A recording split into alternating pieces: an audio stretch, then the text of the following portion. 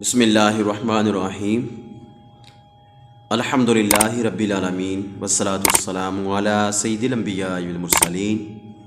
ناظرین، سب سے پہلے تو السلام علیکم ورحمۃ اللہ وبرکاتہ۔ اللہ کے فضل اور کرم کے ساتھ میں ایک نئی ویڈیو لے کر آپ کے سامنے حاضر ہوا ہوں۔ مجھے امید ہے کہ آپ سب خیر و عافیت سے ہوں گے۔ میری دعا ہے اللہ آپ کو خوش رکھے، شاد و باد رکھے، سلامت رکھے اور اپنے حفظ و امان میں رکھے۔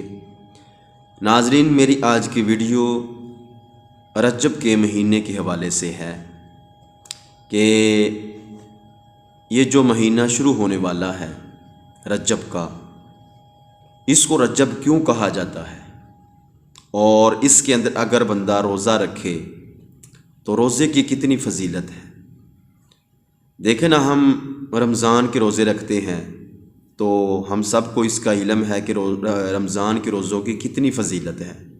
اسی طرح ہم جو مہینے کے اندر 3 روزے ہوتے ہیں اس کا بھی روزے رکھتے ہیں، ان کی فضیلت بھی ہمیں پتہ ہے کہ کتنی فضیلت ہے، وہ کیوں رکھتے ہیں۔ اور اسی طرح رجب کے اندر، شعبان کے اندر اور دیگر جو مہینے ہیں ان کے اندر روزے رکھے جاتے ہیں۔ تو روزے تو ہم رکھتے ہیں، اگر ہمیں یہ پتہ چل جائے کہ رجب کے اگر ہم روزے رکھیں تو ہمیں ان کی فضیلت کے حوالے سے بھی علم ہونا چاہیے کہ ان کی فضیلت کتنی ہے۔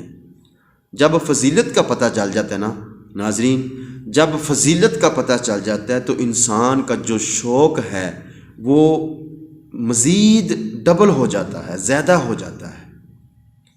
تو اس لیے آج ہم سنیں گے کہ رجب کو رجب کیوں کہا جاتا ہے اور رجب کے روزوں کی فضیلت کتنی ہے۔